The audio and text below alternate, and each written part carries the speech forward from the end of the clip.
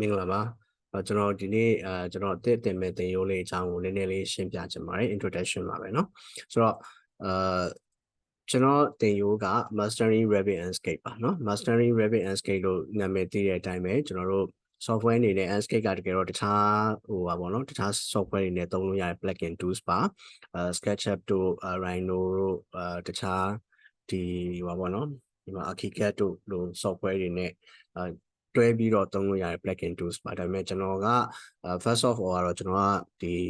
Revit user ဖြစ်တယ်ပေါ့နော် AutoCAD Revit user ဖြစ်တယ်in the market မှာလည်းပဲ construction phase မှာအများဆုံးသုံးတာက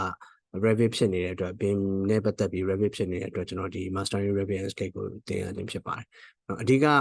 ဘာဖြစ်လို့ Mastering Revit Enscape ကိုသင်ရလဲဆိုလို့ရှိရင်တကယ်တော့အရင်တော့ကျွန်တော်တခြားကောင်းစင်နဲ့တင်တယ်ပေါ့နော်ဘယ်လိုဟာမျိုးလဲဆိုတော့ BIM for visualization အဲ့တော့ BIM for visualization ဆိုတဲ့ကောင်းစင်နဲ့ကျွန်တော်ကဒီ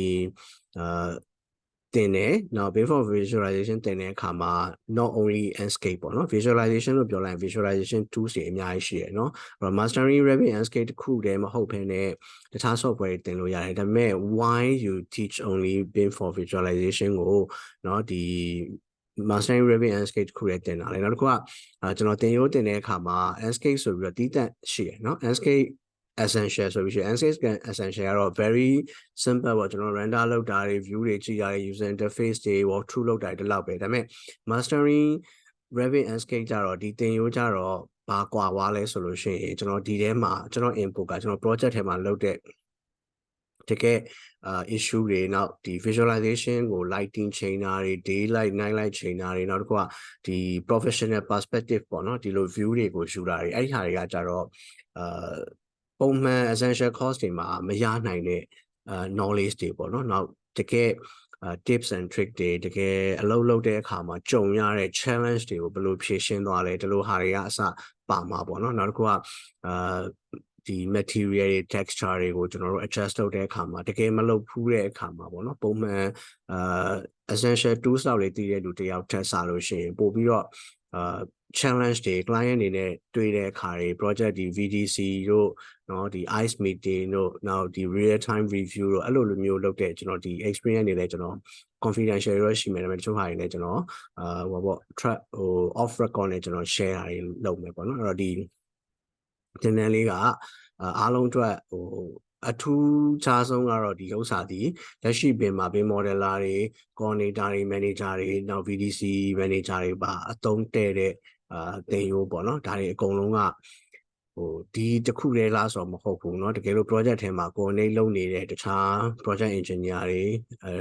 တက်တယ်ဆိုလို့ရှိရင်ပိုကောင်းလာပေါ့နော်ဒါကို review လုပ်ရတာအရင်အဆင်ပြေတယ်နောက်တစ်ခုကBIM for visualization လုပ်တဲ့အခါမှာကျွန်တော် tools တွေတော့ရှိတာပေါ့ကျွန်တော်ဒါလေးလည်းနည်းနည်းလေးမျှဝေချင်ပါတယ်เนาะBIM for visualization tools တွေပြောလိုက်လို့ရှိရင်တနည်းအားဖြင့် software လို့ပြောလိုက်တဲ့အခါမှာ V-Ray တို့ 3D Max တို့ Lumion တို့ Twinmotion တို့အဲ့လိုဟာမျိုးရှိတယ် market ထဲမှာတော်တော်များများလဲကြိုက်တယ်အဲ့တော့ Lumion ဆိုလို့ရှိရင်တကယ်ကို rendering လုပ်တဲ့အခါမှာရမ်းကောင်းတယ်ဆိုတဲ့နာမည်ရှိတယ်ဒါပေမဲ့တကယ်လို့ကြည့်တဲ့အခါမှာသူ့ရဲ့အားနည်းချက်တွေ limitation တွေရှိတယ်။ Twin motion ဆိုလည်းအခုအရန်ကိုဒီ Revit နဲ့ free တွေပါတယ်ဒီကျွန်တော်တို့ဖြစ်လာတယ်။သို့တော်ညာလည်းပဲဒီ V-Ray တို့ 3D Max တို့ Lumion တို့ Twin motion တို့မှာသူ့ရဲ့အားနည်းချက်တွေကိုဖြည့်ထားတာတခုကကြတော့ Enscape ပါ။အဲဒီ Enscape ကဘာတွေကောင်းလဲဆိုရင်သူ real time လို့ခေါ်တယ်နော်ကျွန်တော်တို့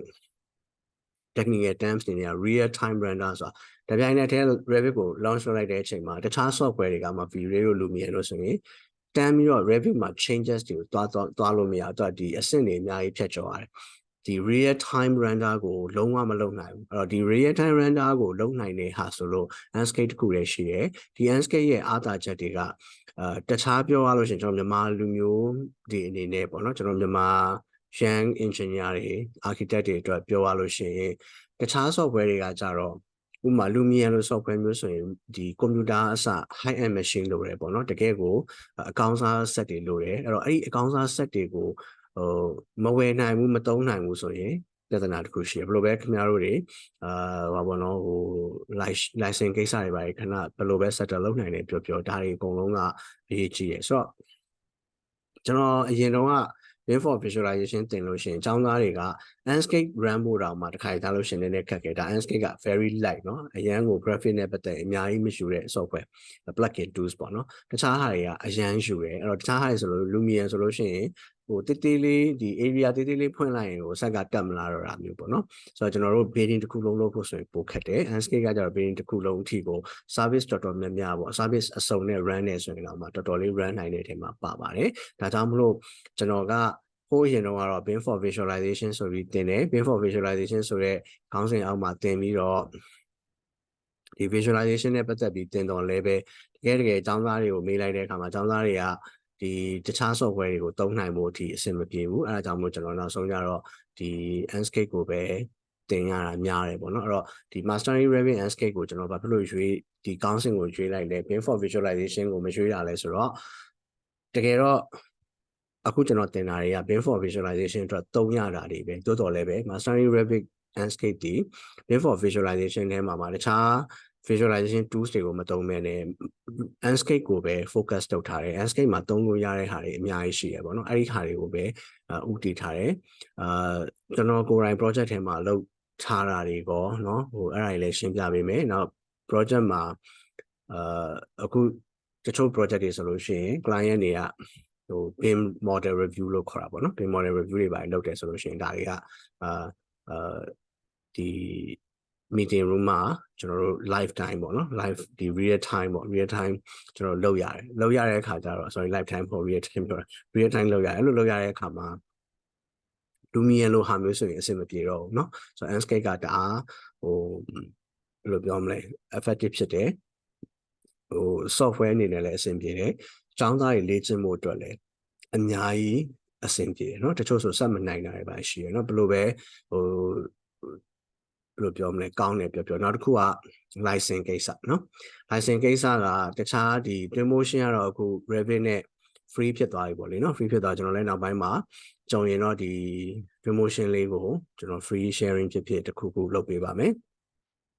ဒါမဲ့တကယ်ဟို company တွေအနေနဲ့ပေါ့နော်ဒီတက်နဲ့ဝယ်လို့ရတာသုံးလို့ရတာလည်း Enscape ရှိရတော့ကိုက company တွေကို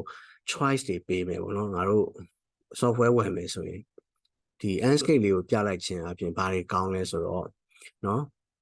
ဒီ software ပို့ဒီဘယ်လောက်မှမရှိဘူးเนาะဒီ Lumion လို့ဘာလို့ဝယ်ဆိုဟိုပါပေါ့နော်သူကတော့ဟို lifetime license ဆိုပေမဲ့ version အသစ်တွေကြလို့ရှိရင်ပတ်စံထပ်ပေးရเนาะ version 2ဆင့်ကျော်တွေပါဆိုပတ်စံထပ်ပေးရဆိုတော့အဲ့လိုမျိုးတွေမလုပ်ရတော့ဘူးပေါ့လေเนาะဒါလေးကိုကျွန်တော် highlight လုပ်ချင်တာပါအဲ့တော့ကျွန်တော်ရဲ့ Mastering Revit Enscape တင်ရိုးဒီတကယ်ကိုဟိုပါပေါ့เนาะဟို real project ကို base ယူပြီးတော့တင်တာတွေဖြစ်မှာပါเนาะအဲ့တော့တကယ် project လုပ်ရတဲ့ဟာတွေတကယ်ကြုံတွေ့ရတဲ့ဟာတွေကိုဖြည့်ရှင်းရေးပါမယ်ပထမဆုံးတော့တင်ရိုး outline တွေနဲ့ပြောမယ်ဆိုလို့ရှိရင် user interface တွေကတော့မဖြစ်မနေသိရမယ်အဲ့မှာကျွန်တော်တို့က Enscape version ပေါ်မှာမူတည်ပြီးတော့ user interface မတူတာလေးတွေရှိတယ်တော့မတူတဲ့ဟာလေးတွေလည်းကျွန်တော်ရှင်းပြမယ်ဒီထဲကမှဒီအသစ်ပါလာတာတွေ နော် version အသစ်တွေမှာရှိလာတဲ့enhancement တွေဒါတွေအကုန်လုံးလည်းကျွန်တော်ရှင်းပြပေးလို့ရတယ်အခုဆိုလို့ရှိရင်အပြင်က equipment တွေ tools တွေเนาะဒီ fitment တွေเนาะတခြားဒီ medical နဲ့ပတ်သက်တဲ့ equipment တွေဒါတွေဆိုလို့ရှိရင်အရန်ကိုဟိုပါပေါ့နော် advance ဖြစ်လာပြီเนาะအရင်ကမရှိတဲ့ဟာတွေပါဒါအကောင်းလာတဲ့ texture တွေဆိုရင်လည်း manipulate လုပ်ရတာလွယ်လာတယ်နောက် BIM နဲ့ပတ်သက်တဲ့ဟို BIM track တို့ဘာတို့ကိုသုံးတယ်လို့မျိုးပေါ့နော်ကျွန်တော်တို့ဒီ annotation တွေ collaboration တွေလုပ်လို့ရတယ်နောက် BIM item တွေကိုလည်းကျွန်တော်တို့ကြည့်လို့ရတယ်စသဖြင့်ပေါ့လေနောက်ဒီအပြင်မှာရှိနေတဲ့ဒီ map ပေါ့နော် map နဲ့ပါကျွန်တော်တို့ link လုပ်လို့ရတဲ့အဆင့်ထိရှိလာတယ်ဆိုတော့အသစ်တွေအများကြီးပဲအဲ့တော့အရင်တော့ကကျွန်တော်ရဲ့ဒီ mastering Revit Enscape တက်ဖူးတဲ့သူတွေအနေနဲ့ဆိုလို့ရှိရင်လည်းဒီဟာကို advance တက်လို့ရပါတယ်သင်တန်းသားဟောင်းဆိုလို့ရှိရင်တော့ကျွန်တော်ဟောပေါ့နော်ဟို evidence တွေပြပြီးတော့ဟိုလုပ်လို့ရပါတယ်ကျွန်တော်ဒီတက်ဆွေးနွေးပေးလို့ရတယ်ဆိုတော့ဟိုဒီသင်တန်းကတော့ကျွန်တော်